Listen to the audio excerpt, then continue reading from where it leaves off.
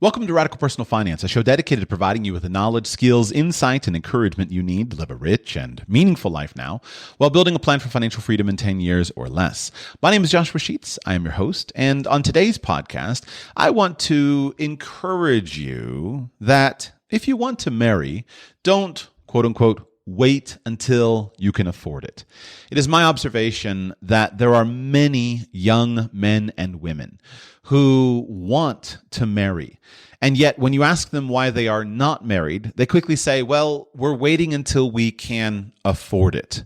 And in today's podcast, I want to challenge that concept head on. I want to talk about what specifically it means. I want to share with you some ideas and some arguments that I hope will impact you. And that if you found a great marriage candidate, I want to encourage you to move quickly to marriage and not wait until you can afford it.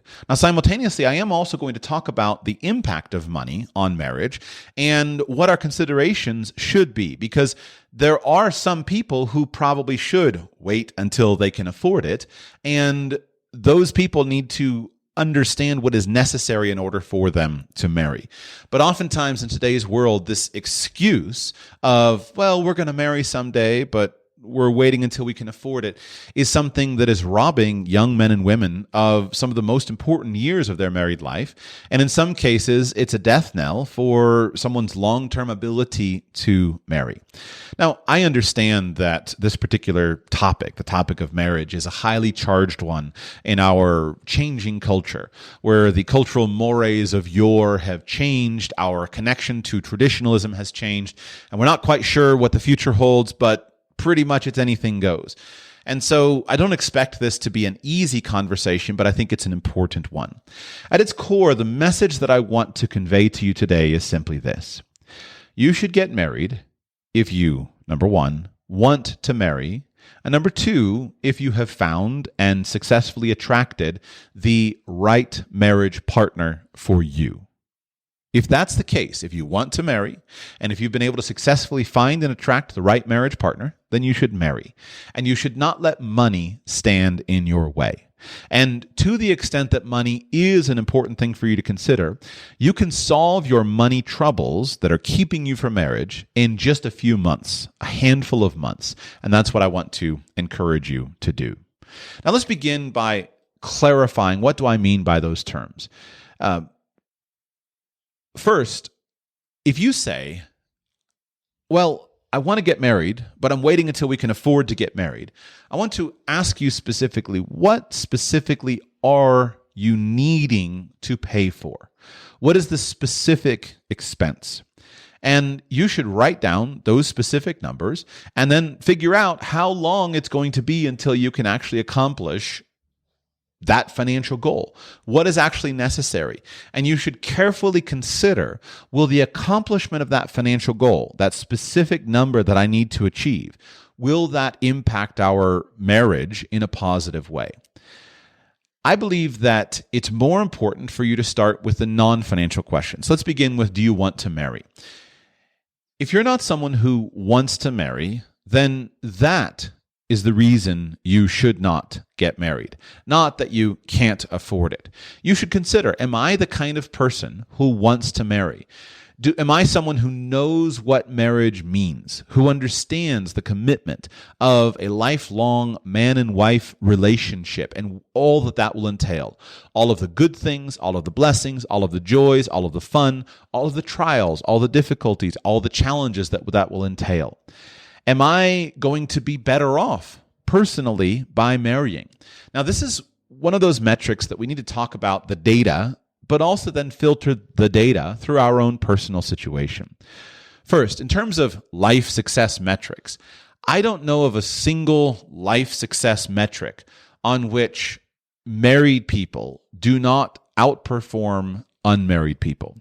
Married people live longer than unmarried people. Married people express greater happiness in sociological surveys, greater life satisfaction than unmarried people. Married people have better sex lives than unmarried people. Married people earn more money than unmarried people. Married people have more assets, substantially more assets than unmarried people do. I couldn't tell you a single measurable statistic on which unmarried people as a group outperform married people. Now, clearly, that doesn't mean that there aren't individuals who are unmarried who may not outperform the opposite group. There are many people that I've known and interacted with who are single by choice. They are extremely happy with their life decision. They have no desire and no interest in marrying. And marriage is not necessarily for many people, not necessarily a causal thing, or at least it's not an impediment. You can earn a lot of money as a single man, just like you can earn a lot of money as a married man. On the whole, we know that married men earn substantially more than unmarried men, but that doesn't mean that you can't, as a single individual, earn more money than some other married individual does. So we should understand that your choice in this is intensely a personal choice. It's something that you yourself have to consider. Now, the biggest impediment currently to a non-married person wanting to become a married person usually has to do with the risk of divorce. And this is an important thing to consider.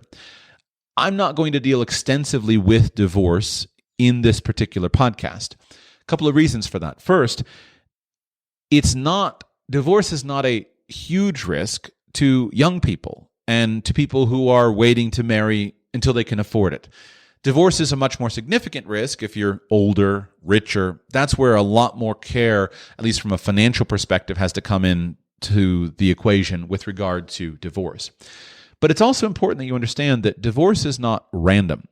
Divorce is no more random than is a lightning strike. People go through life, young men and women go through life and say, well, if divorce happens to me, divorce is not random any more than lightning strikes are. And I'm using intentionally a metaphor that people say, oh, lightning strikes are random. No, they're not random.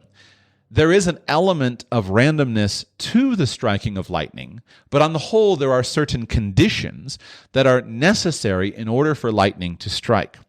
If where you are right now, it's a clear and beautiful day, and you walk outside and you can see that there are no storms around, and you can check with your local meteorologist, and the meteorologist confirms there's no storms around and there's no storms on the horizon, there are no fronts coming through, we have no reason to expect storms, then you can safely and comfortably walk around outside and enjoy a 0% chance of lightning striking.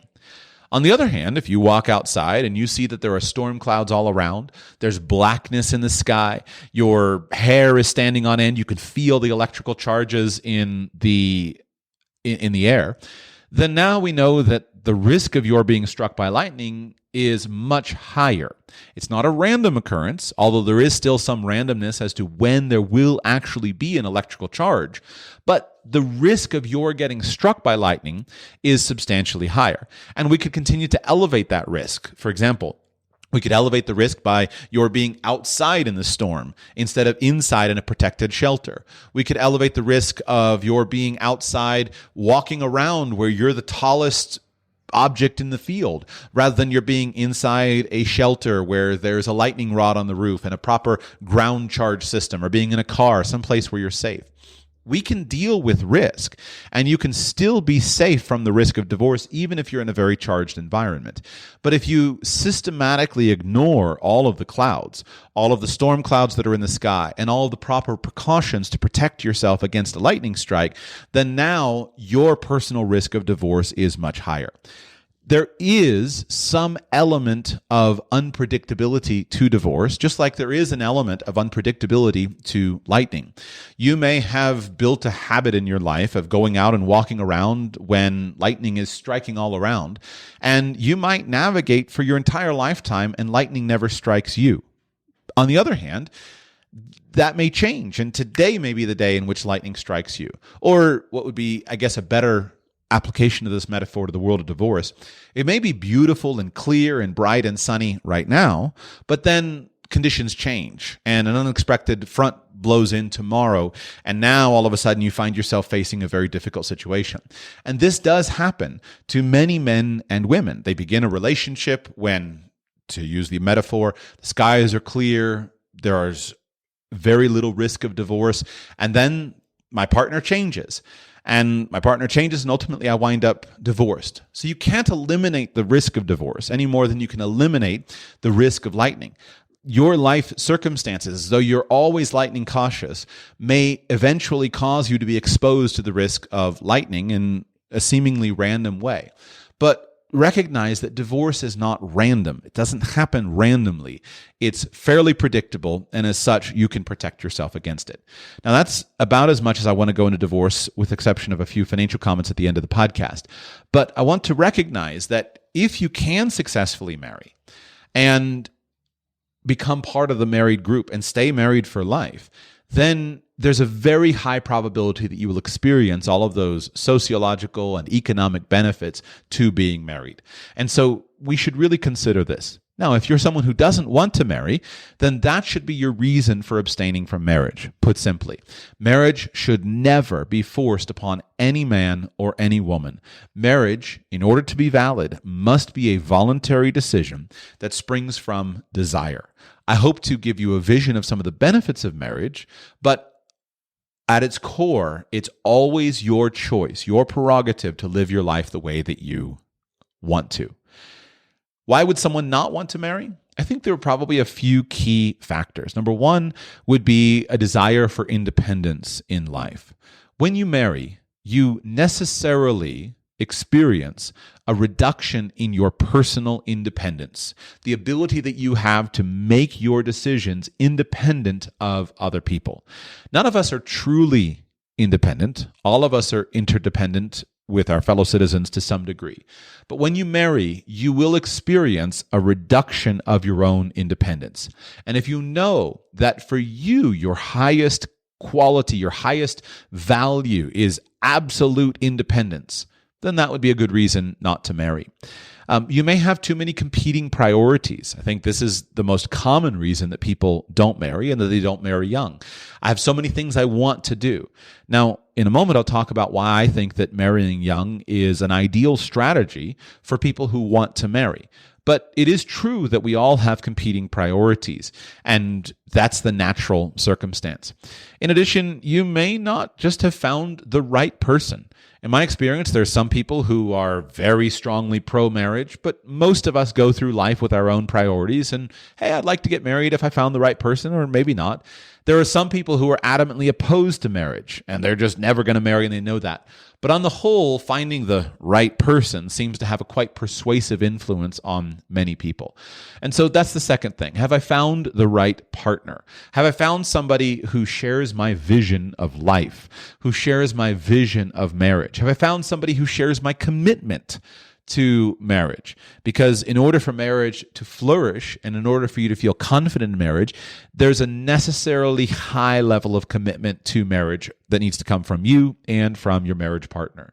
In addition, have I found someone who's highly compatible with me on every dimension, or at least on all of the dimensions that are most important to me? Compatibility is enormously important.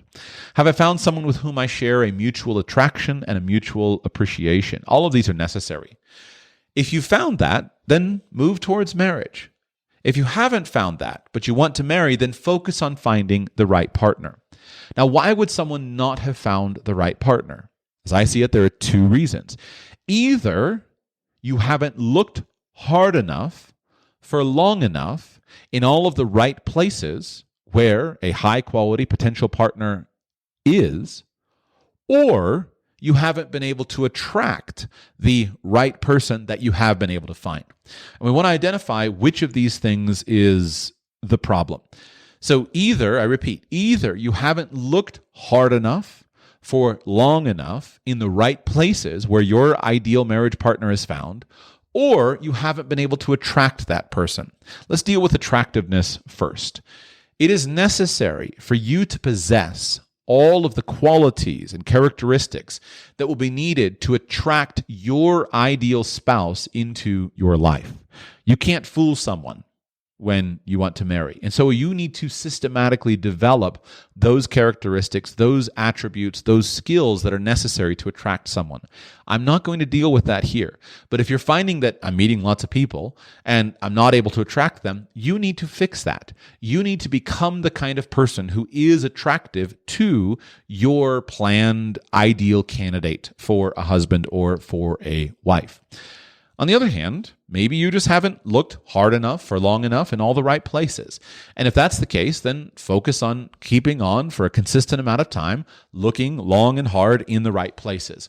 And those three elements are all important. You have to be looking in the right places where your ideal marriage candidate is likely to be found. You need to look diligently, not just give a cursory overview and click a few buttons and say, okay, I'm done. And you need to do this for long enough. But if you are attractive yourself and you possess the basic characteristics that would be attractive to a potential spouse, and if you look long enough and hard enough in the right places, then eventually you will be able to find a wife or you will be able to find a husband. There are hours of expansion that would need to be done on those subjects. So don't skip over them, but for the purpose of today's podcast, I want to focus on the financial dimensions. Let's assume that you have accomplished those two necessary steps. First, you want to marry and you've been able to find and attract a suitable marriage candidate. What about the money? What do you need to do about the money in order to marry? Now go back to the question I asked you at the beginning. Let's say that you say, I'm waiting to marry until we can afford it. What specifically do you need to be able to afford? Are you unemployed? If so, do you need a job? That's fine. Do you need a place to live? Do you have too much debt? Are you unable to attract someone because you're deeply indebted? Do you need money for a wedding ring? Do you need money for the wedding itself? You want to understand specifically where you are and what is the specific obstacle. And then you want to question, is this really an obstacle? Is this an obstacle that is suitable for us to consider at this point in time? Now, let's talk about why waiting is generally inadvisable if, again, you want to marry and you've been able to attract the right partner. Is there anything that's better off by just waiting more time? First, I think we should acknowledge that there are many benefits to marrying young. And it's very common that when you are young, you're going to not yet have a lot of money. But if you wait until you have a lot of money, you miss out on many of these benefits of marrying young. I believe that everything is better for those who marry well, based upon those two preconditions, when they marry young. It's easier to marry when you are young, both in terms of finding a great partner, as well as in terms of building a marriage. When you are young, you have the highest possible candidate pool of unmarried people for you to choose from. When you are young, there will never, ever in your life be more available men or women who are unmarried who potentially you could attract into a marriage relationship with you when you are young. Every single year that goes by, your potential size of the candidate pool decreases. It decreases due to death, obviously. Some people die. It decreases, obviously, most importantly, due to marriage. If you take a cohort of 20-year-olds and track that same cohort of people at 30, you will find that there are many fewer 30-year-olds who are unmarried than there are who are 20. And what's interesting from the perspective of our conversation is that the highest quality marriage candidates will most likely be married by the age of 30 as compared to the age of 20. Why? Well, the people who wanted to marry and who were able to find and attract a suitable spouse have now done that. And so the pool of available unmarried persons at 30 from our cohort is now smaller. It's likely to be more highly populated with people who don't want to marry and or people who, for whatever reason, are not particularly attractive as a spouse. Otherwise, by definition, they're more likely to have married when they were younger. And so as every year goes by, this pool of available candidates gets smaller and smaller and smaller. So for someone who knows that he or she wants to marry, your best strategy is to be diligent about it as young as possible, because you will have the highest number of candidates to be able to attract. And if you are able to attract those candidates, you can choose among the best possible fit for you. Mathematically, I see no counter argument to what I am describing. And an attractive young man or woman can always attract the highest quality candidate the easiest when young. Now, is attractiveness something that can be cultivated? My answer is absolutely yes. And one of my responsibilities as a father for my children, and perhaps one of your responsibilities if you're a father or mother, is to help your sons and daughters to develop the character and the skills and the attributes and the features that are necessary to be highly attractive to an attractive spouse. We're not stupid. We understand what these things are. Attractiveness can be cultivated, and it should be cultivated. We know what the factors are that generally cause a man to be attractive to women and what cause a woman to be attractive to men. Now, those factors are not universal. There's clearly elements of personality, elements of individuality, elements of individual taste. But these factors are highly correlated and broadly applicable. And so, if you yourself desire to marry, you should focus on cultivating all of those factors that cause you to be a highly attractive marriage candidate. And if you are coaching sons, daughters, nieces, nephews, friends, acquaintances, then you should coach them on developing those attractive qualities. Most people who are struggling to attract a spouse have never sat down and assessed their own personal level of attractiveness. I know I never did. And I was more forward-thinking than a lot of people, more analytical. Today, if I were unmarried, I would do things very, very differently. I would sit down and take a very close look at my own level of attractiveness to the kind of woman that I would want to attract, and I would work very diligently to enhance my level of attractiveness. Same thing I do with my wife, because this is not something that ends with marriage. I still want to focus on increasing my own personal level of attractiveness towards my wife so that with every decade that passes in our marriage, she's more and more attracted to me. And the same for her. She should be and is focusing on saying, how can I be more attractive to my husband? And cultivating those qualities and attributes that I value as a husband in order to attract me every year that goes on. That's one of the ways that you ensure that your marriage endures for the long term. But there's more than just attracting a candidate based upon the pool of unmarried people or some mathematical formula. Marriage is easier for the young because it's easier to integrate your life with another person when young. One of the great challenges for people who marry when they're older is they're set in their ways. They've lived so long in an independent state that now when they have to become interdependent and work with another person and find some way to bring things together, it often is quite difficult for people who marry when they are older. But when you're young, it's easier for you to integrate with another person because you're less set in your ways. There's probably a counter-argument that we should mention here that sometimes younger people are simply clueless. They're self-centered, egotistical. They don't understand how to treat other people with kindness, with consideration, with respect. But I would answer that and simply say that those are necessary conditions for any form of successful relationship. And for you to consider being in a marriage relationship with someone, you should be very confident that this is a man or a woman who respects me, who values me, who treats me with kindness, with appreciation, with consideration, who is generous and who's flexible and who's willing to work with me. And those things you should be confident that this is somebody with whom I can integrate, not somebody who's arrogant and egotistical and self-centered, where I'm the one who has to do all of the changing. That's not a good formula for a healthy relationship. From a financial perspective, marrying young resolves many of the financial issues of planning for divorce. What I mean is, due to the risk of divorce, it can become very difficult for a man or a woman who has already made it to take on the financial risk of losing it in divorce.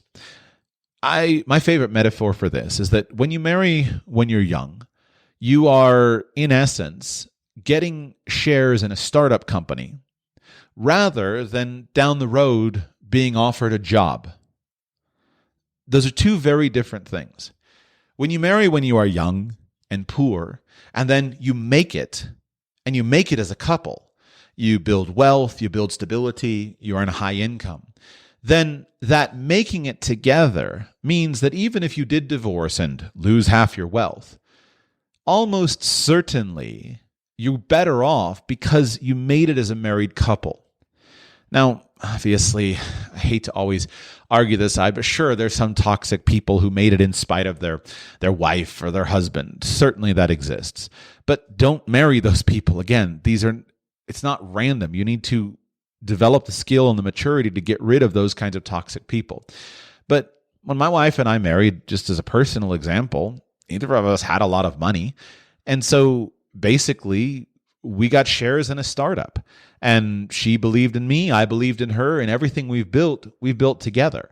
And it's much easier for me to understand that because I married young. I didn't marry her for her money. She didn't marry me for my money. What's much more difficult is when I do counseling for older people who have built independent wealth, who are wealthy, and now they're considering marrying someone who doesn't match their level of wealth. That's very difficult because then the prospect of marrying becomes quite risky. And even if there are legal contracts such as prenuptial agreements, it doesn't entirely remove that risk. And it becomes much more difficult for a man and a woman to look at each other and say, what do we bring to the table? Whereas when you marry when you're young, just simply the support of a relationship can wind up being an enormously influential factor in a man or a woman's long-term success. If we're going to encourage marrying when young, which is where, by the way, all of this question comes in about can I afford it? Because if you were old and rich, you wouldn't be asking this question. We need to also, of course, deal with the question of how young is too young. I myself I'm an advocate of marrying when young, but all of us acknowledge that there is such a thing as too young. I'm not going to put a number on that because none of us are living in societies in which genuinely we need to put a number on it. The problem we face right now is not that people are trying to go out and marry people when they're far too young chronologically. The problem we face as a society right now is that there are many people who are legally able to marry, for whom it would be a good idea in terms of their chronological age, who are waiting unnecessarily. And yet, is there an element in which someone may be too young? Yes. The first thing you need to look for is the immaturity of a person. Immaturity is not something that is determined exclusively by how many revolutions the earth has made around the sun. That's certainly an important factor, but it's not the exclusive factor. Some men and some women can mature very quickly, even though their calendar age is less, but their life has caused them to mature quickly. Their parents have coached them into early maturity. They have a mature outlook on the world. On the other hand, some people can have experienced many birthdays and just be very immature and not ready for marriage. So you definitely want to watch out for someone who is immature. For marriage to be successful, you have to marry somebody of high character. So inconstancy of character is a major red flag. And character often needs to be forged not only by instruction, but also by experience. And you want to be confident that the man or woman you're considering marrying is someone who's of high character. In addition, you want to be very cautious and consider the level of vision that a man or woman has for his or her life. Lack of vision for life, lack of long-term vision should be a major red flag that would cause someone not to want to marry. Young people, in some cases, are likely to have less of a vision for life.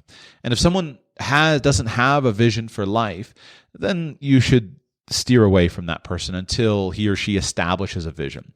Because even as my next point, what can often happen is you may adapt your vision to someone else before you've settled on it with your own desire, and then feel like, well, I was manipulated into this vision that you had for me, and what about my life? And this is one of the common strains that I hear of dissatisfaction when people marry very young, is that they say, well, I never had a chance to develop my own vision of life. And there's an element in which I think that is accurate and needs to be considered.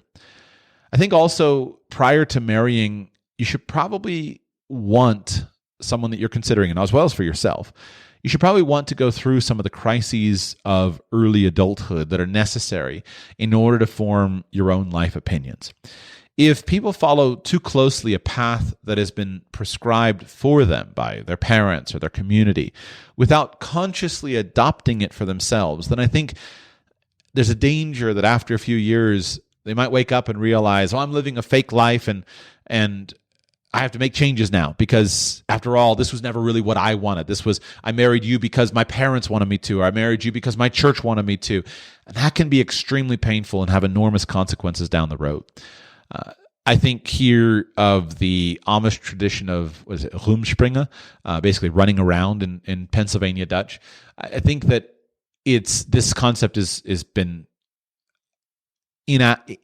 improperly glamorized by TV shows and things like that. It's not intended to be a time of going around and sowing your wild oats, but rather what it's intended to be is a time of considering, do I really want to make my parents' and my community's lifestyle my own? And regardless of the age, whether it's at 16 in the Amish communities or some other age, that's necessary. And I went through that when I was 20. When I was 20 is when I went through, I was studying abroad and I went through a crisis of faith. I had to examine all of my religious beliefs. Do I really believe what I believe, or am I believe because that's the way I was raised?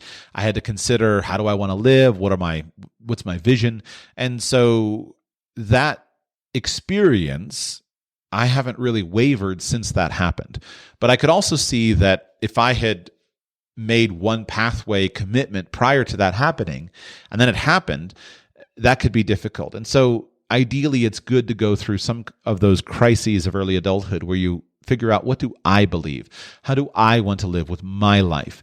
And if someone hasn't gone through that, I think you should be cautious about marrying. Now, on that basis, ideally, people should marry when young, if they desire to marry and if they've been able to attract a high-quality candidate. So does marriage and the pathway of marriage in 2024, does it still work? There are a lot of people that I listen to very carefully who want to marry, who say it doesn't work. It just doesn't work anymore. And there's men who are dissatisfied, women who are dissatisfied. Right now, we're living in a crisis of marriage, a crisis of relationship formation, a crisis of marriage formation. It's a real problem. As every single generation in the United States has continued on, the rates of marriage have declined. And this has devastating effects across society and across culture for many, many reasons. So does it work? My answer is yes, it does. It does still work. And the traditional pathway of marriage in the United States culture does still work if you can successfully initiate the relationship. And as I said, that initiation of relationship is based upon the preconditions of wanting to marry, being able to find someone that you would desire to marry, and then being able to attract that person to marriage. In a less marriage-minded culture, there are many fewer marriages that happen due to circumstance than happened previously. If you were to go back a century or a half a century, you would find it very common that a man or a woman who wanted to marry basically reached a certain age of life, a stage of life, looked around and said, here's a suitable person, I'm attracted to you, and let's do it. And the culture supported that marriage. As the culture has withdrawn its support for marriage, its advocacy of marriage, its general support, that has become more difficult because men and women have more options. And so often they have to go farther afield to find someone and to attract someone. So there are more challenges, and I'm not blind to those challenges, but on the whole, the traditional progression of marriage still works. Step one, find someone you're interested in, and then attract them into a romantic dating relationship that is serious and headed for something in the future, headed for marriage. As a man, I would say that in general, there are some preconditions, but on the whole, you can tell in about a second or two whether you're attracted to somebody. You can tell after a date or two whether you enjoy being with a woman.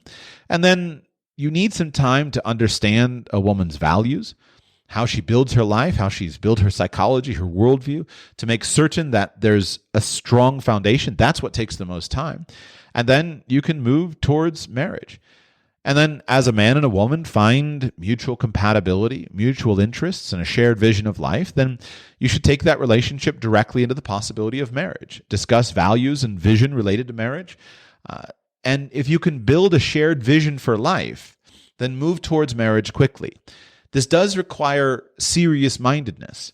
But on the whole, young men and young women who want to marry should be serious about it. Because if you just wait, if the months pass and the years pass, you're squandering and you just, I'm dating this person for 6 years and you never get around to marrying, you're squandering the most valuable years of your marriage.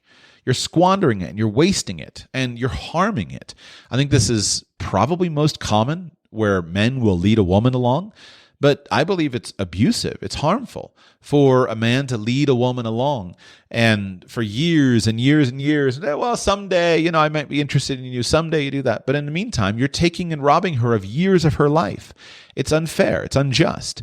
And it can happen the other way. But that I think is the more common thing, is that the man is not ready to settle down. And if the woman stands for it and goes along, then she's the one who is harmed. And it's not a good thing. So on the whole, if you can build a shared vision for life, move towards marriage quickly. You should take lots and lots of time deciding if you want to marry, and you should take lots of time to consider if a particular person, a marriage candidate, is a good fit for you. But once you've made the decision to marry, then marry. There is no benefit that I can articulate to a long, protracted engagement. There may be difficult circumstances which necessitate it, but I don't think those things do anything good. I can make all kinds of arguments for waiting to marry. I can make all kinds of arguments for being very careful about who you marry. But if you've decided, I want to marry and I want to marry this person, and you've committed to engagement, which is where the most common thing is. You talk about marriage together as a couple, even if you're not formally engaged, which has lost a lot of its clarity in our current culture. In general, there's no benefit to a long, protracted engagement, only harm that comes from it, harm on multiple levels. So if we're going to, do I need to talk about that? About the harm? I'm going to just skip the harm question, just to say there's no benefit to a long engagement.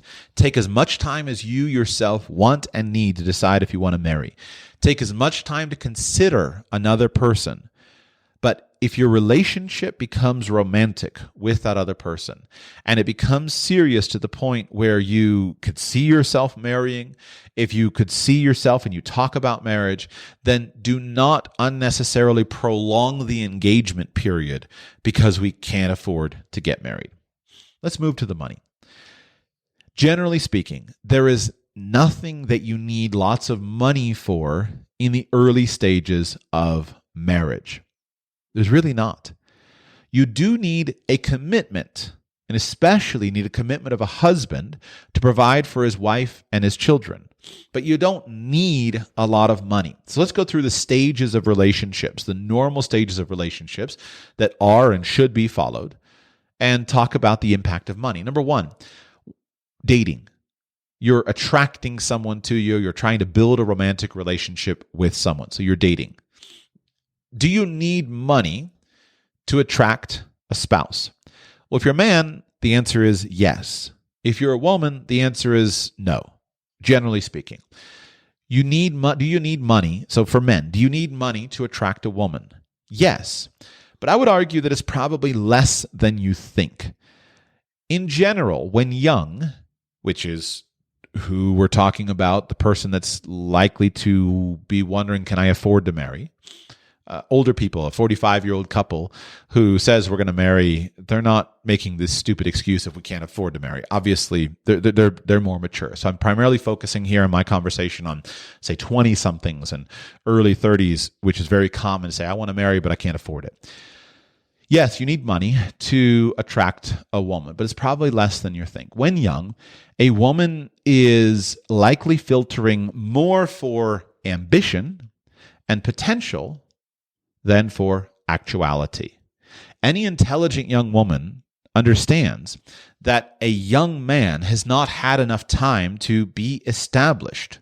We have and should have far higher expectations on a 40-year-old man and his financial condition than we have and should have on a 20-year-old man and his financial condition. So what does a 20-year-old man do?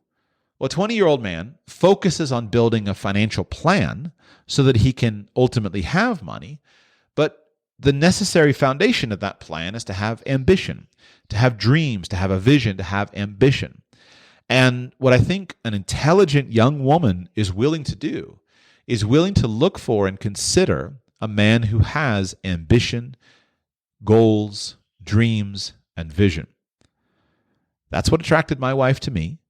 I've surveyed my peer group of successfully married couples, and in general, that is a common element. And so, do you need money? Yes, you need some money. The great thing about it is, in general, you can get money pretty quickly. You get a job, and jobs give you plenty of money to attract a woman into a dating relationship with you. Even a very simple starting job gives you enough money to take a woman out, to take her on dates, to attract her. And that ability to treat a woman treat her with honor and respect, to pay for her, even in today's progressive, quote-unquote, egalitarian culture, that's a necessary thing. It's necessary for you as a man to demonstrate your financial capability. But it's not necessary that you earn hundreds of thousands of dollars per year. It's just necessary that you have some income and some money. On the whole, I hear a lot of complaining about men who say, well, I just can't attract her. You go and you watch the TikTok videos of the woman who says, he took me to a cheesecake factory. I can't believe he took me to a cheesecake factory. What a loser. Or if I talk to one more man who takes me on a coffee date, what a loser. These are good screening mechanisms for you to screen undesirable women. An undesirable woman, a woman who will get upset at you about your not taking her to a cheesecake factory or taking her on a coffee date. That's someone who will abandon you when your business goes bankrupt, when you're 35 years old and you have no money, which is likely to happen. Most millionaires go through some very significant financial crises and very significant, in many cases, bankruptcy, being broke, some element of that. And so it's entirely expected that a man who ultimately becomes very wealthy is going to go through periods of intense financial need. That's expected. If that happens, you want a woman who has been filtered for character, not for prima donna status. And so those kinds of things are a good filter to get rid of undesirable women who will be more damaging to you in the long run rather than an asset. You want a woman who will be with you in sickness and in health, in poverty and in wealth. You want a woman who's willing to do that. And so those are good filtering mechanisms. But what's not a good filtering mechanism is for you to then assume that somehow I'm just going to not treat a woman as well as I can. There's an enormous difference between a man of limited income, of limited means, who demonstrates to a potential spouse that he cares for her and he cares about her enjoyment of life, and he provides for her a great life and a great lifestyle, but he does it on a modest budget, versus somebody who just refuses to invest into her.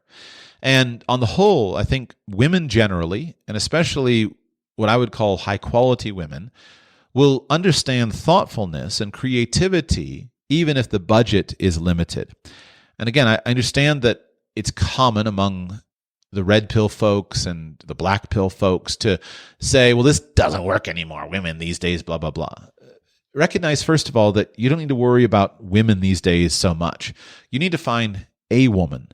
And if you're diligent about it, there are plenty of high-quality women. Even if, let's just make up numbers, I'm purely making up numbers. Let's say that in 50 years ago, men and women, we'll be inclusive here. Let's say that 50 years ago, let's do 80-20. 50 years ago, 80% of women were good women and 20% of women were bad women, or 80% of men were good men and 20% of men were bad men. And let's say today that the 80-20 rule has collapsed and it's no longer 80-20, although certainly it is because everything in life is 80-20. but now it's 60%. 60% of men are good men and 40% are bad men, and 60% of women are good women and 40% are bad women. Let's say that happened. All you got to do is find one man or one woman among 60% of the population. And if you're diligent about it, you will be able to do that. If you want to, you'll be able to do that. So a woman who filters herself out by getting annoying about, hey, took me to the Cheesecake Factory or took me on a coffee date, does you an enormous favor. What I would say is exercise creativity. If you're young, if you are broke, I would encourage you cultivate an outdoor activity, hobby, something active that you really enjoy, that you would like to do, something that lends itself to conversation, and invite her to do that with you. And then pack a really nice, thoughtful picnic lunch. And you can have a great date and a great experience, and it's different. Going to an expensive dinner is the most boring thing I can imagine. So stop being boring. Be interesting and provide people with interesting experiences. If I'm coaching young men, I coach them to be a curator of interesting experiences. And because after all, interestedness is something that a smart woman is going to filter for. Nobody wants to live a boring life. And so if you were a woman, imagine yourself a woman, and you have the opportunity to be in a relationship with an interesting man, somebody who makes your life interesting and gives texture to your experience of life, that's going to be one element of a generally attractive thing. So do you need money for dating? Yes, but you don't need much money. Most important thing to emphasize is to have and then to share your ambition, your vision, your zeal, your drive, your motivation. What about taking a relationship farther? Do you need money to get engaged? Well, maybe. And what I mean is there's two elements to this. First element is this potential marriage candidate willing to say yes to a relationship with me? That's the big thing that occurs when it comes to engagement. The second aspect is there some particular financial element of engagement, such as the purchase of an engagement ring or the planning of some engagement experience? Is that necessary? That's the minor thing, and it's not nearly as important as the first thing. So do you need money to be engaged? My answer is maybe. This one is much easier to say from a negative perspective. What you need to not have is a lot of debt. So the thing that would cause someone to say no to you, to an engagement, is often debt. That's the financial thing. And this is where, unfortunately, many young men and many young women torpedo their chances of marriage or marriage at an early age inadvisedly, thoughtlessly, heedlessly. It hasn't been discussed about it.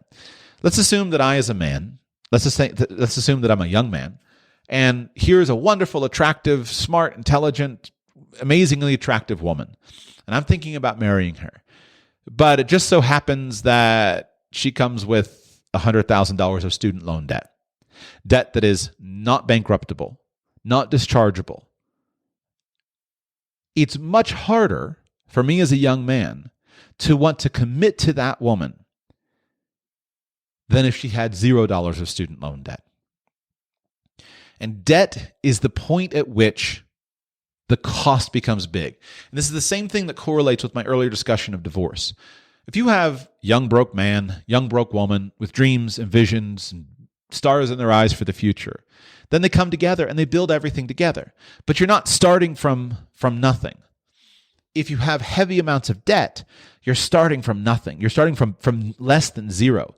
And now we've got to dig to get up here. And this enormous disparity that happens in life is the same kind of thing that happens if you have a man or a woman who's very wealthy and considering marrying someone who doesn't have any money.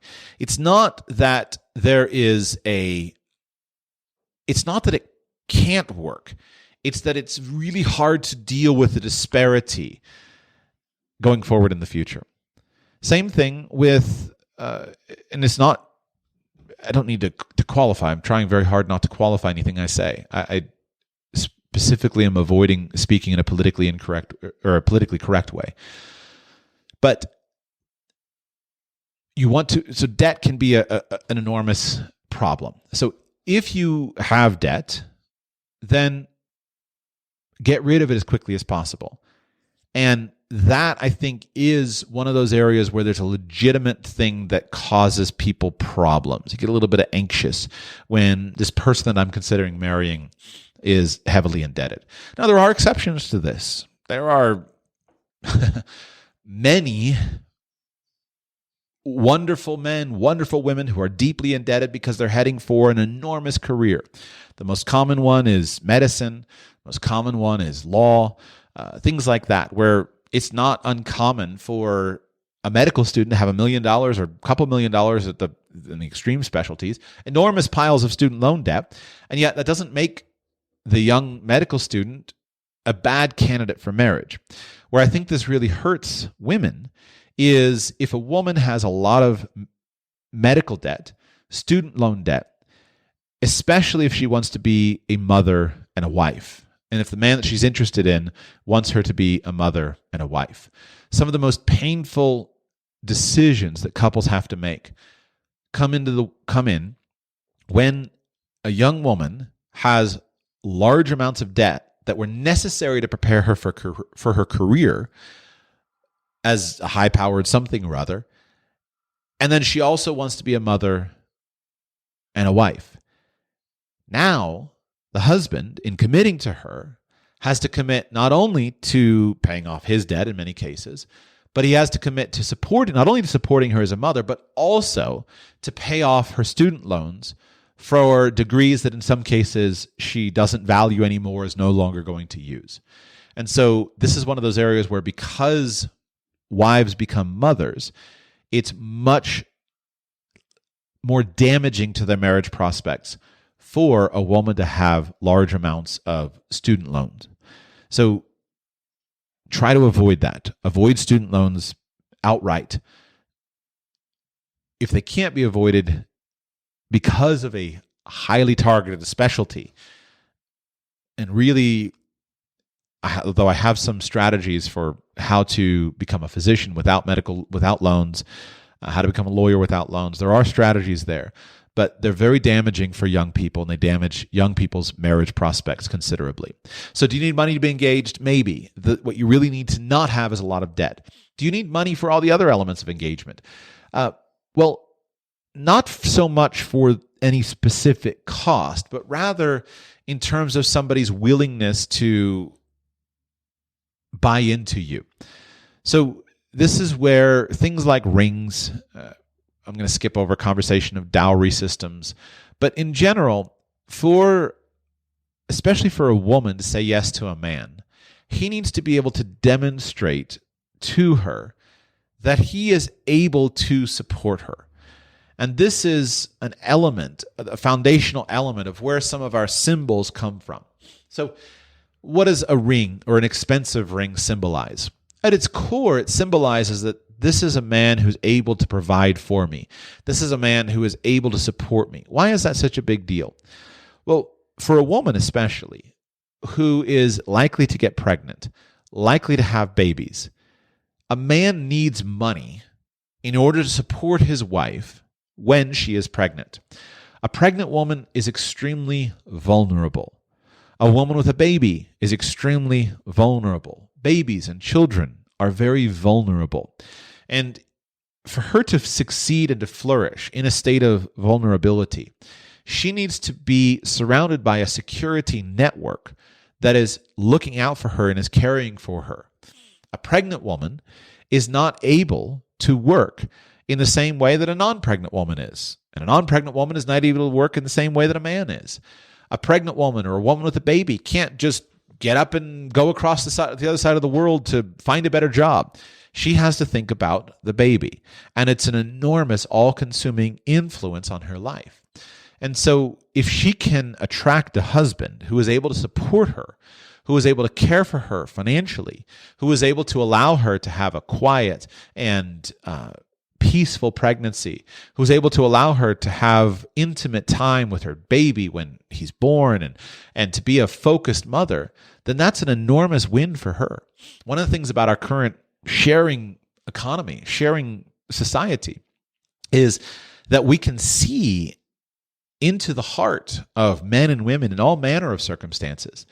The things that break my heart personally as a father is so many mothers who are expected to be both mothers and income earners who have to go and drop their child off at a daycare facility, and they're crying all the way there and they're crying all the way home. It's devastating to me. And yet, if a woman hasn't chosen a man who can provide her with a lifestyle that would allow her to be a full-time mother, then what other choice does she have? They can change. There's always ways to change, but it's understandable. If a woman commits herself to a man who is not financially productive, she may have great challenges.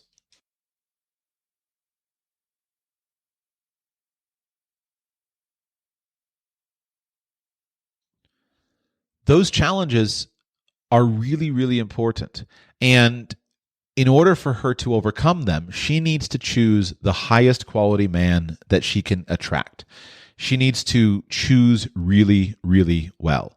And if she chooses really, really well, she'll have a better life.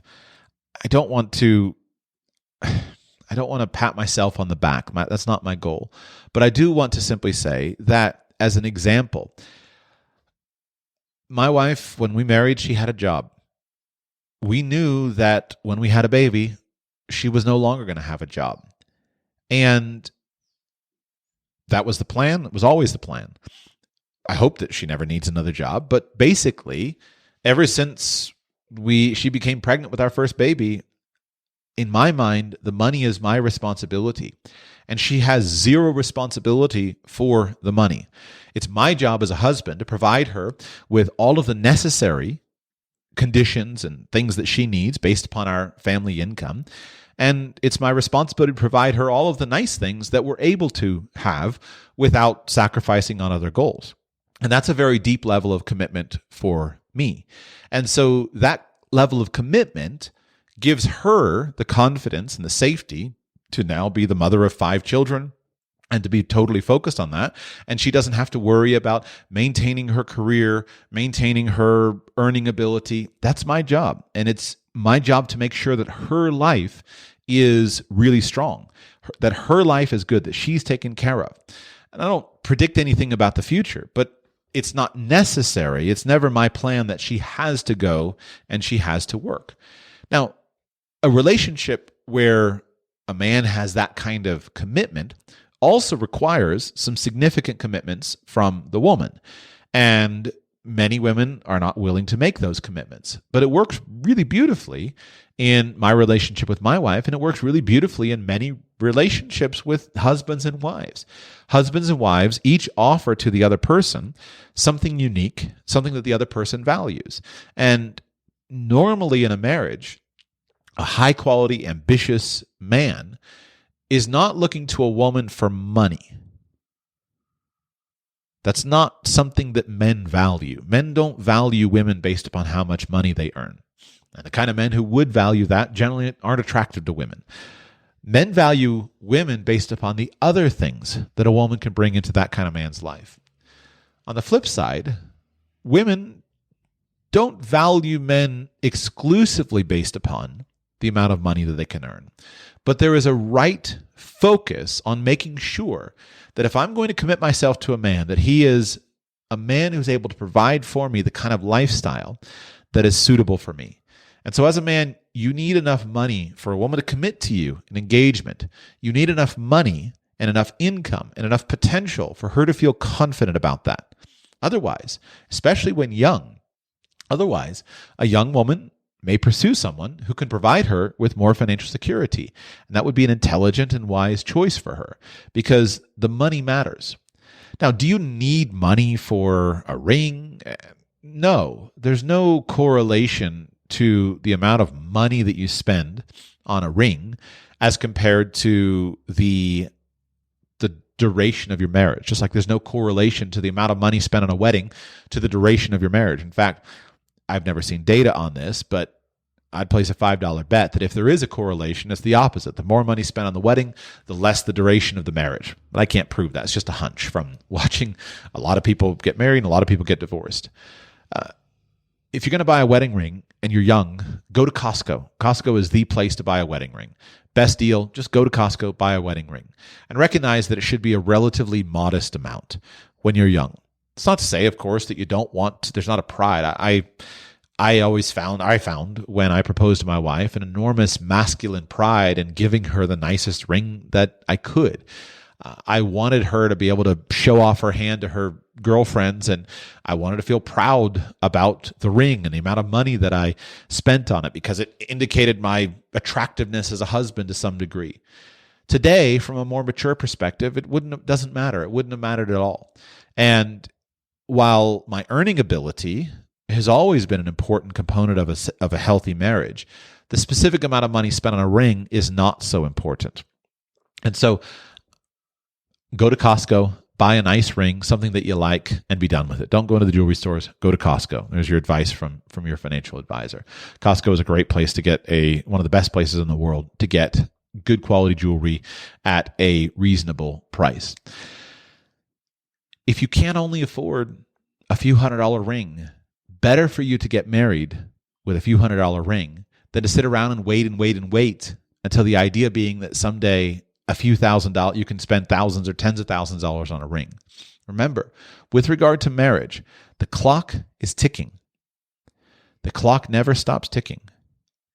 And so if you want to marry, and if you found a good candidate, you're better off to marry when young, when the clock has ticked, yes, and build your life together than to wait for some arbitrary thing. Start with a cheap ring and then make it every decade you upgrade the ring. That's a great thing to do. Not necessary, but it's a great thing to do.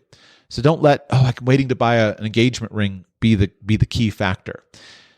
If you're talking about marriage, if you think she's willing to marry you, then pursue that and just go with what you can afford at this point in time, but move quickly into marriage. What about things like school? Do you need money to finish school in order to get married? This is a common one. I knew a lot of people when we were in college who wanted to get married, but we've got to finish school first, and that's what we're waiting for. I don't see any reason why you need to finish school to get married. I think this is an area where caution is warranted, but you should be intentional. And I don't see why school or college normally conflicts directly with marriage. In many ways, it's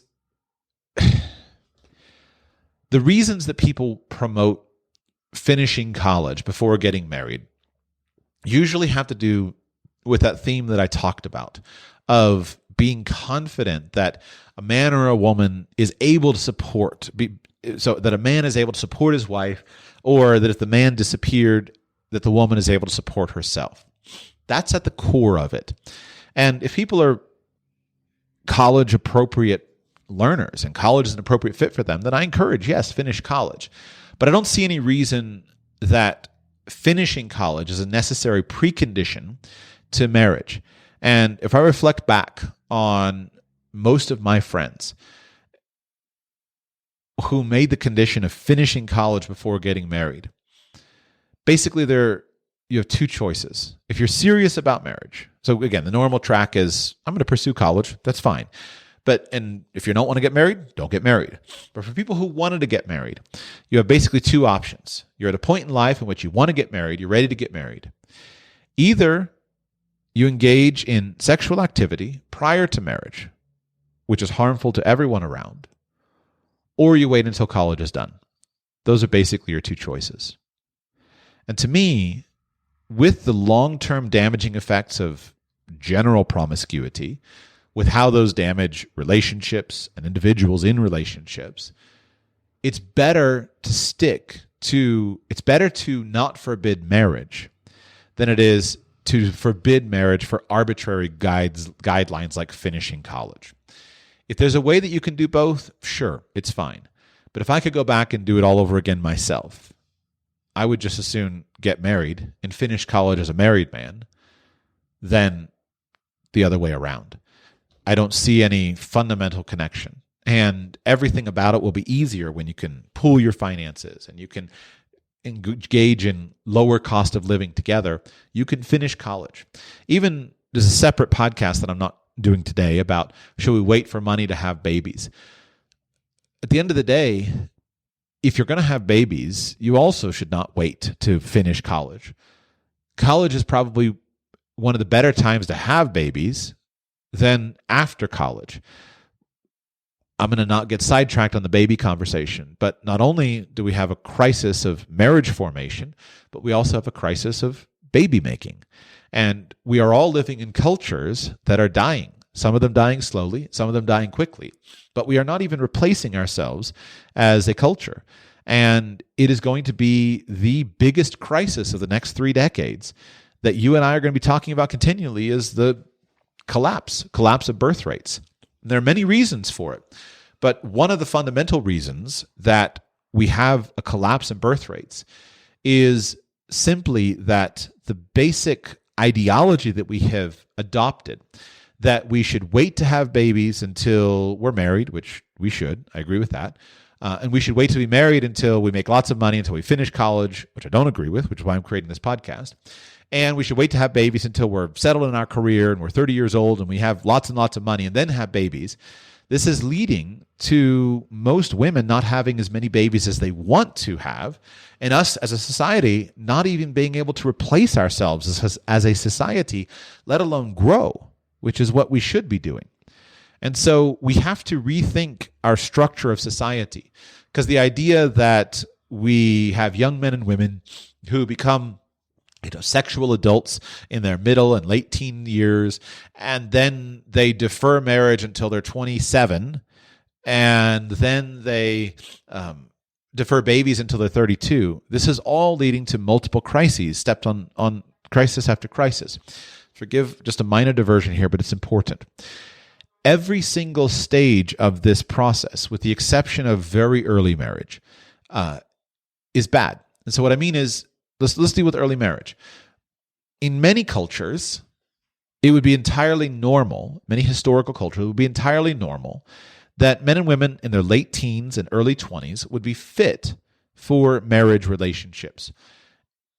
As best I can understand, although men and women reach sexual maturity or sexual adulthood in often early and mid-teen years, there doesn't seem to be that doesn't seem to be true in historical cultures that men and women necessarily married that young.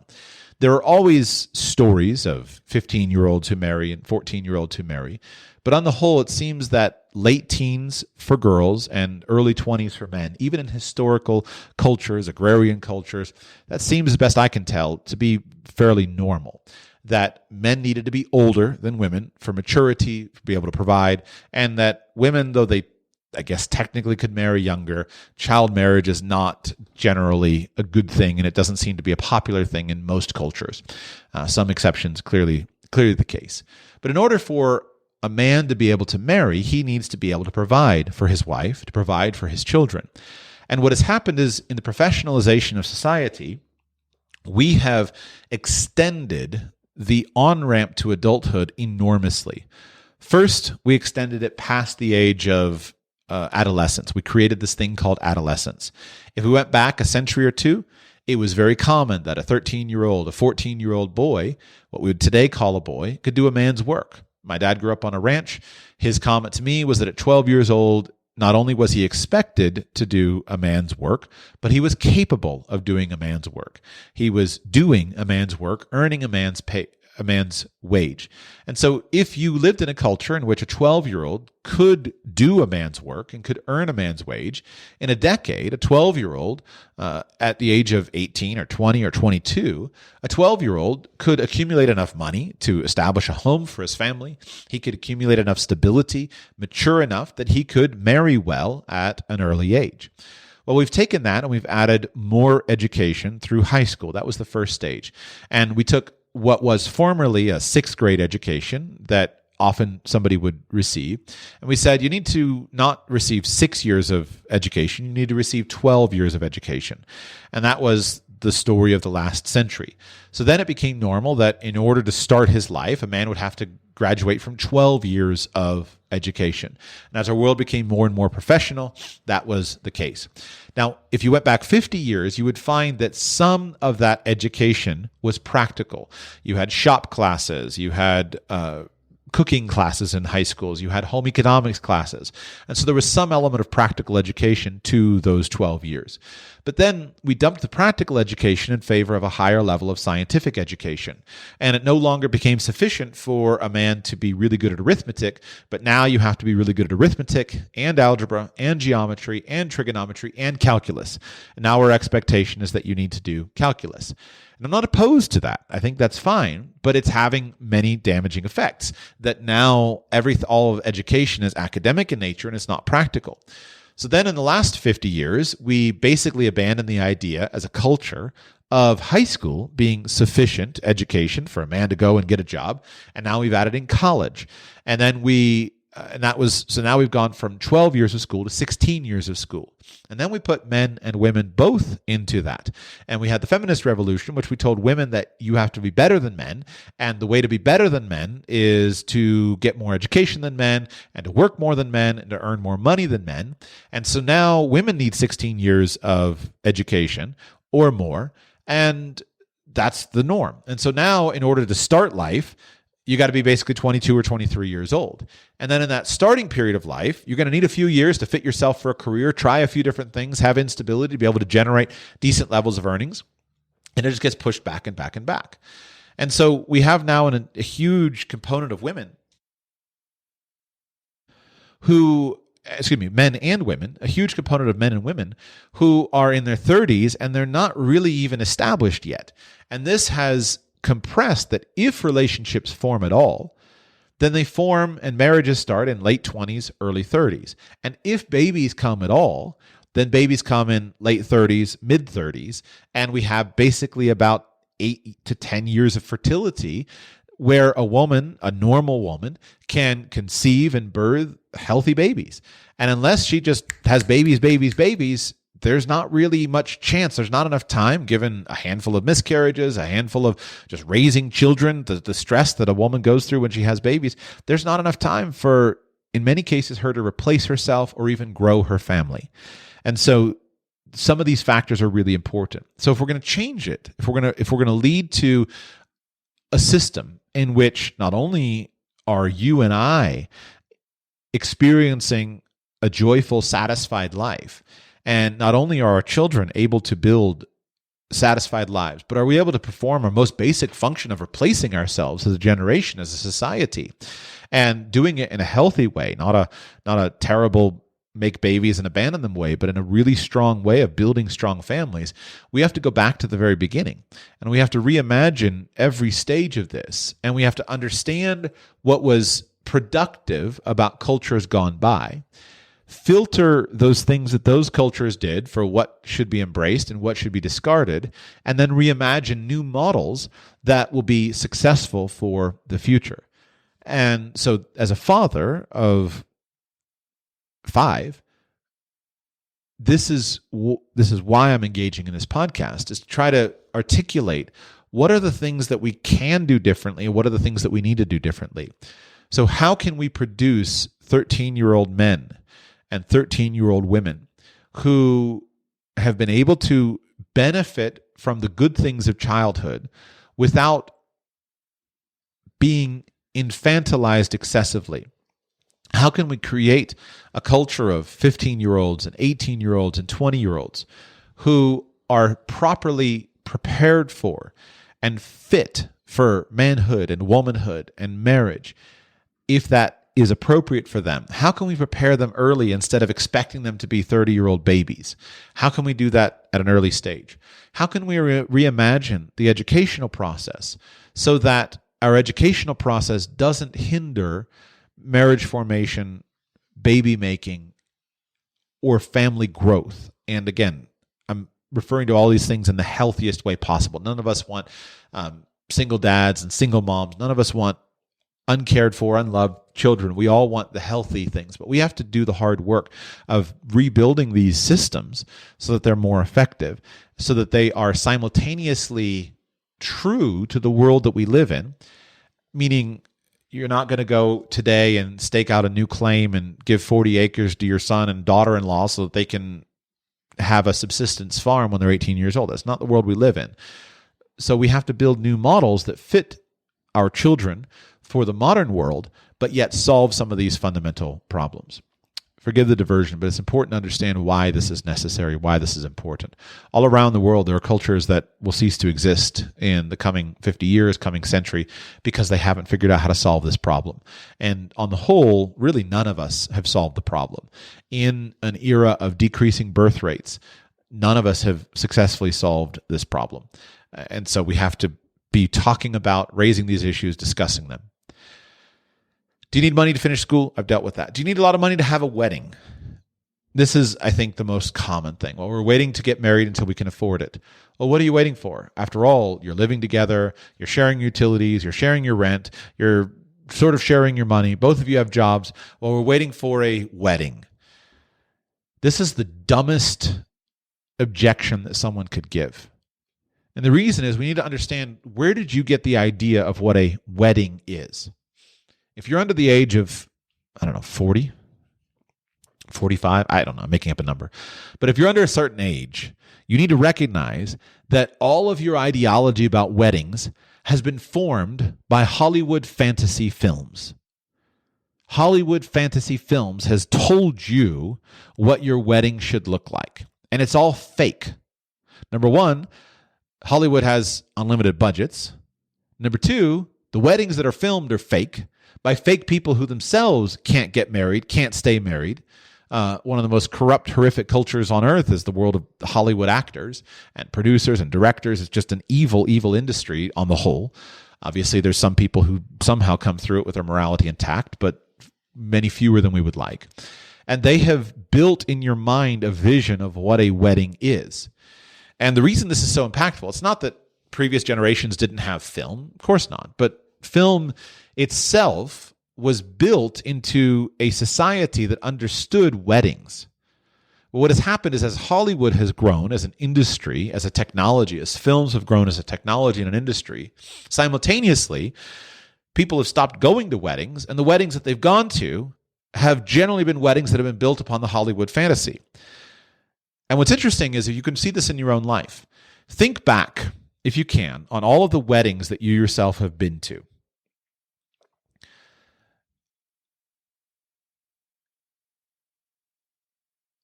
Those weddings, and I want to be correct with my words here. Some people have been to a lot of weddings. Some people haven't been to a lot of weddings. It's pretty astonishing how few weddings people go to when they're younger. The point that I'm making is that the weddings that you've gone to have been far fewer weddings than previous generations attended, and they have been far more expensive than previous generations have attended. And the reason for that is because the marriage culture has declined. When my parents were married, they were married in church. They had a backyard reception at their parents' house. It's very simple. That was a normal way of getting married. If you read older books, older novels, you will find that a normal way of marrying was go to church or go to the courthouse, have a simple party. That was the wedding. And you can still see this pictured in some older films, older Hollywood films, older Disney films. You can see that pictured, kind of a simplicity. That simplicity of wedding meant that weddings and marriage were accessible. You didn't need a lot. And the wedding was something that the community did for you. Now, in the wake of the Hollywood revolution, of all the fake weddings that you've seen on screen, a wedding is something that is expected to be something that the couple does for others. And this came from a tradition of the elite. If I'm a mega gazillionaire, if I'm Daddy Big Bucks and I've got a princess daughter, of course I can throw a king's royal wedding for my princess daughter. That's what royals did. But we've spent so much time watching videos and movies of royal weddings, imagining ourselves to be princes and princesses, that somehow we've imagined that I can do that. Now, if you can do it, great, go for it. Spend money on your princess daughter. But if you are a non-princess daughter and you want to marry, don't think that somehow you got to find that you have to spend the money on yourself. It's the dumbest idea ever. And so the expectation that newly married couples have to throw a big party for all their friends to celebrate the newlyweds' wedding is absurd. It's absolutely absurd. It makes no logical sense when you think of it. So if your daddy is willing to spend tens of thousands or hundreds of thousands of dollars on a wedding, go for it. Have a fancy wedding. But if your daddy doesn't have that money, don't go into debt as a young couple. Don't spend all of your money as a young couple to throw a party for your friends. Rather, invite your friends to throw a party for you. A wedding can be wonderful and it can be simple. Now, I'm not jumping up and down and being an out-of-touch boomer who says you shouldn't spend any money. I remember distinctly the emotions, the same emotions that I experienced as a young man around trying to buy a really fancy engagement ring for my wife, and the same emotions that I remember those same emotions around trying to throw a wedding. And for me, as a young man, one of my big goals in having a wedding ceremony was twofold. The first goal was to organize a wedding that would cause my wife to be satisfied with the experience that she had of her wedding. I didn't want her to be dissatisfied. I see it as my job as a husband to help my wife to fulfill her dreams and her visions. And I didn't want to be a cheapskate and say, well, no, you can't have any, we're going to have some kind of cheap money or cheap wedding or something like that. That wasn't the goal. We wanted to plan something that was nice, that was elegant, that was classy, that was appropriate. So we'd have a great set of pictures and be done with it. And I wanted her to feel that sense of satisfaction when she reflects on her wedding day. That was a primary goal. Another goal, though, which was the one I'm ashamed of. I'm not ashamed of the first goal, but the second goal was I was worried about how I would look in front of my friends. From a more mature perspective, that's the most absurd thing in the world.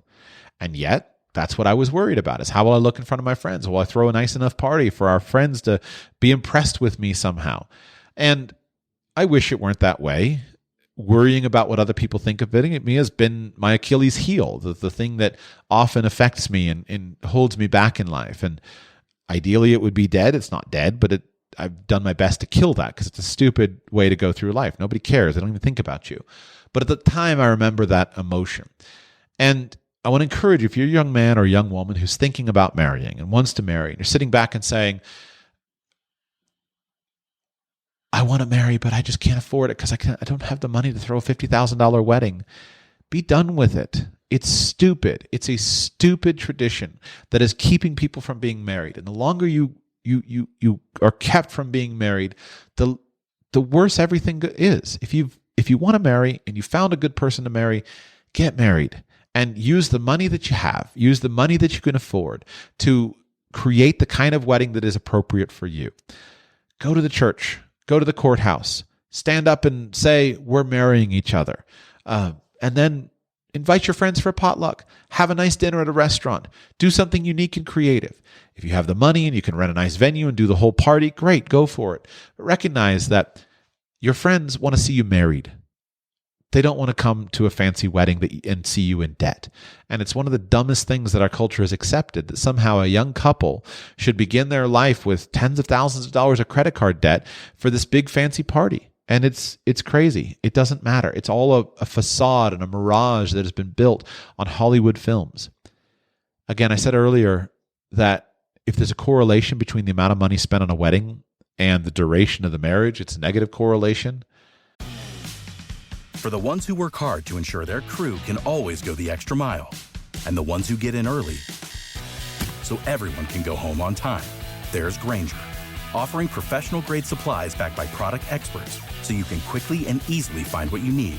Plus, you can count on access to a committed team ready to go the extra mile for you. Call, click Grainger.com, or just stop by. Grainger, for the ones who get it done. I can't prove that to you with numbers, but I really think it's true. You don't need a lot of money to have a wedding. Use the money you have to have a wedding that's appropriate for you based upon your culture, your environment, etc. But recognize that the goal is to get married.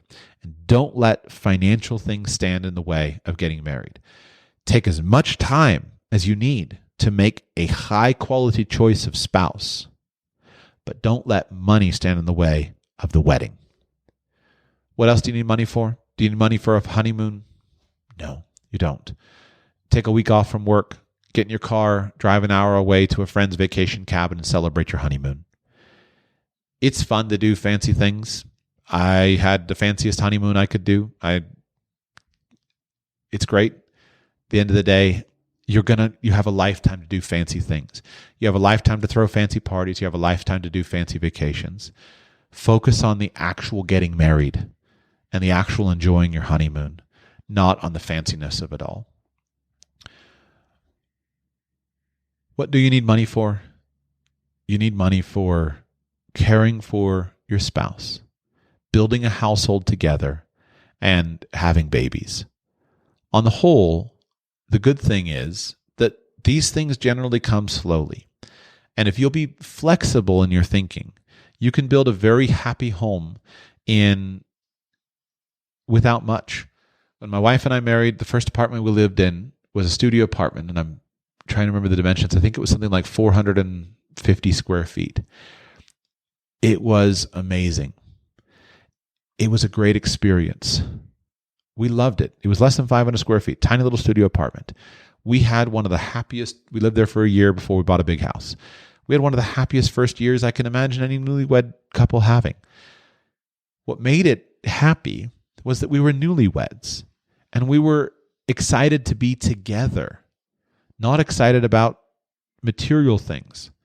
We loved it because we had everything we needed. We had a little bistro table that we ate our meals at. We had a bed that we slept in. We had chairs that we sat in. We had a little kitchen and a bathroom. What else do you need? Today, everyone goes and lives in a van with 100 square feet because they won't live in an apartment. Well, it's kind of silly. I'm all for van living if you want to, but get a small apartment.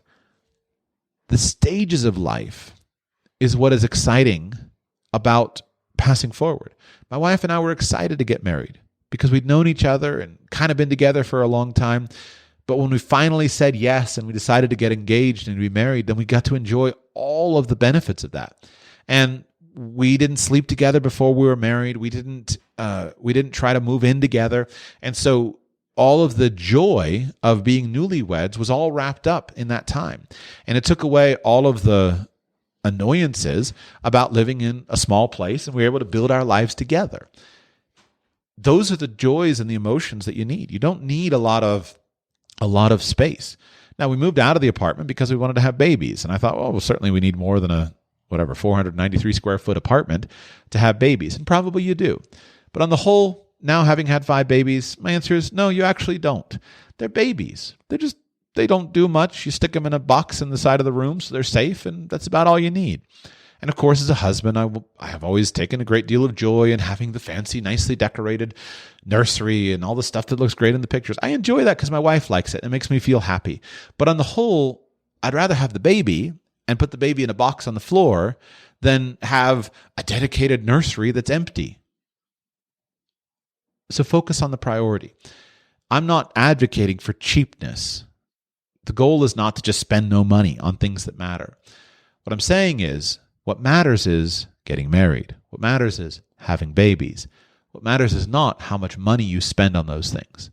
And if you get that clear in your mind, you'll make the right decisions step by step as you go through. Don't artificially impose obstacles where they're not necessary. Be prudent. Money is important. My wife had her first baby. Her life was irrevocably changed. It was obviously an enormous impact on her career, on her earning ability. Women who have babies in our culture are uniquely vulnerable because it costs them. They earn less money. They have fewer promotions. They don't get as much Social Security contributions. All the stuff matters. All of the stuff about the very feminist world we live in, the feminist complaints about how vulnerable women are, these are all true and accurate in general, that it is a cost. And this is why I myself, if men and women divorce, while I clearly oppose no-fault divorce, and that's one of the things that has made this whole marriage discussion very dangerous for people to get into. If my wife divorced me and took half my money and I paid child support and alimony, as far as I'm concerned, that's the right thing. It's not my money. It's our money. We built it together. If she takes half of our money, she's just taking half of our money. That's exactly expected. I have a duty to support her. And if we have children, I have a duty to support my children. If I owe her alimony payments, that's a valid compensation for how she's invested into me, because her investment into our marriage and into our family was right and good, and there's a financial component. So these things that people rail against out of their upset with the abuses, on their core, these are right. These are appropriate. Now, again, a lot of that became ethically troublesome when it came to no-fault divorce, because that was where the fork in the road came. And since the implementation of no-fault divorce, you've seen the ethics of this collapse. And that's where we have the current marriage crisis and divorce crisis that we live in right now, which is causing people not to marry in the first place. On the whole, though, what I'm trying to say is that money is important, and you do need to be having money. And as a husband, if you're a woman, you should be looking for a man who has a strong earning ability. Doesn't mean he's going to earn millions of dollars a year. Don't have unreasonable applications. But you should be working to secure a husband who has a strong earning ability, because that is necessary and important for your long-term good. If you are a man, you should be working diligently to provide, to be able to be the strongest, most capable provider that you're capable of. And I get so tired of the whining, especially from men. They sit around and whine about, I can't get a job and everything's positioned against me. Guess what? Life ain't fair. It's never been fair. It never will be fair. It is absolutely true that the deck is stacked against you. And guess what? You're a man. You are fully capable of overcoming these obstacles. You are fully capable of adapting to the bad economy and the discrimination you face. So what? Suck it up. Find a path forward that allows you to become strong and confident. Have high standards for the kind of woman that you would be willing to marry. But if you want to marry, be diligent about it, and don't let the money stuff stand in your way. In conclusion, I've tried to balance these issues as they should be balanced. And what I mean is, it's equally wrong to say that money doesn't matter as it is to say that money is the only thing. Life is not that way. It's one of the reasons why we need multi-hour podcasts to deal with these issues. You can't fit this into a soundbite. Life is not as simple and straightforward as we might wish, to where it's just easy to get it figured out. Money matters. It's a necessary factor of moving towards marriage, because marriage is an intensely economic relationship. But don't refrain from marriage over dumb money opinions. If you are a man and a wife, or a potential man and wife, who are capable of building a strong relationship together, focus on that. And if you're the kind of people who want to marry, move into it quickly. For people who've married well, the other condition, you're the kind of people who want to marry and you found good marriage candidates. I don't know in my own personal life and circles many people who are divorced. Most people I know are happily married. I know people who are divorced, of course. What I'm saying is that in my circles, people are pretty serious about marriage. The great benefit that we have of living in 2024 is that the only people who get married are the people who want to be married.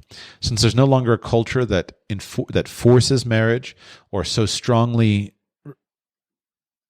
emphasizes marriage that unwilling people get married, the great thing is the people who get married want to get married.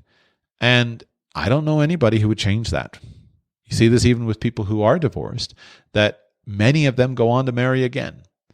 So marriage as an institution is not dead. It's not undesirable for most people. On the contrary, it is a powerful enhancer for most people to give them better sociological outcomes, better economic outcomes, just better life outcomes on every dimension. Money is important. Take it into consideration, but don't arbitrarily delay marriage over foolish Hollywood concepts and Hollywood ideas. We have to collectively develop and implement solutions that will help young men and women move quickly and easily, not too quickly, not too easily, but move quickly and easily and appropriately into marriage that will support young men and women as they birth children, as they raise children. And we have to do that and implement it into our current economic system. In order to do that, there's something that all of us can do. There's something that young men and women can do. There's something that middle-aged men and women can do. There's something that older men and women can do. But we have to solve these problems if we want to see our culture continue. Thank you for listening. I'll be back with you very soon.